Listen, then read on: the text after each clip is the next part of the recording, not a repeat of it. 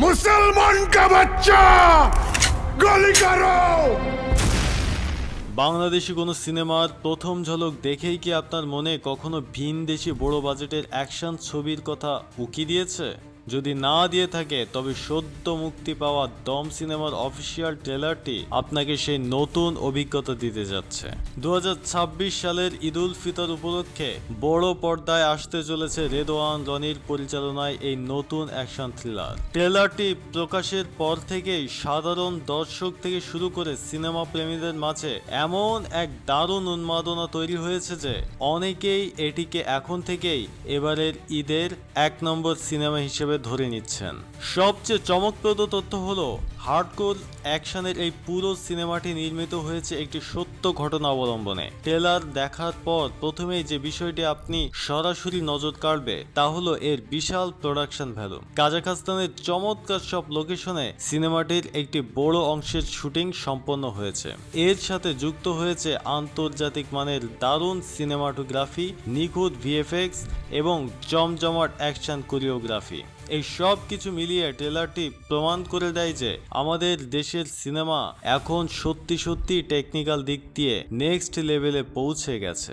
এবার আসা যাক অভিনয়ের কথায়। জনপ্রিয় অভিনেতা আফরান নিশোকে এমন ইন্টেন্স এবং ফিজিক্যালি ট্রান্সফর্মড লুকে দর্শকরা আগে কখনো দেখেনি। ট্রেলারের শুরু থেকে শেষ পর্যন্ত পুরো স্ক্রিন তিনি একাই দারুণভাবে মাতিয়ে রেখেছেন। পাশাপাশি সাপোর্টিং রোলে চঞ্চল চৌধুরী এবং পূজাচেরিও বেশ শক্তিশালী এবং আকর্ষণীয় উপস্থিতি জানান দিয়েছেন।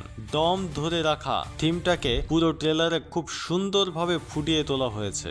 জন্ম ও মৃত্যুর সন্ধিক্ষণের মেটাফর ব্যবহার করে যে টেনশন তৈরি করা হয়েছে তার সাথে অসাধারণ ব্যাকগ্রাউন্ড স্কোর আর সাউন্ড ডিজাইন আপনাকে পুরোটা সময় স্ক্রিনের দিকে তাকিয়ে থাকতে বাধ্য করবে। অবশ্য প্রশংসার পাশাপাশি কিছু ছোটখাটো সমালোচনাও শোনা যাচ্ছে।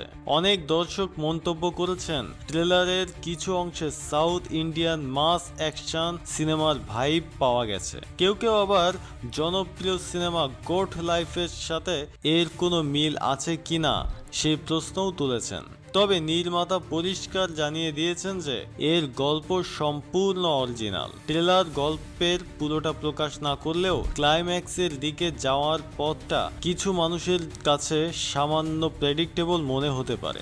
সব মিলিয়ে দর্শকদের রিয়াকশন দেখে বোঝা যাচ্ছে এটি দেশীয় সিনেমার জন্য বড় একটি হাইপ মেশিন।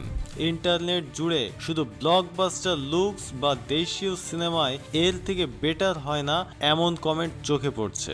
ব্যক্তিগতভাবে ট্রেলারের উপর ভিত্তি করে একে 10-এ 8.5 রেটিং দেওয়াই যায়। পাইরেসির আশঙ্কায় সিঙ্গেল স্ক্রিনে না দিলেও মাল্টিপ্লেক্স এবং চরকিতে এটি একযোগে মুক্তি পাবে।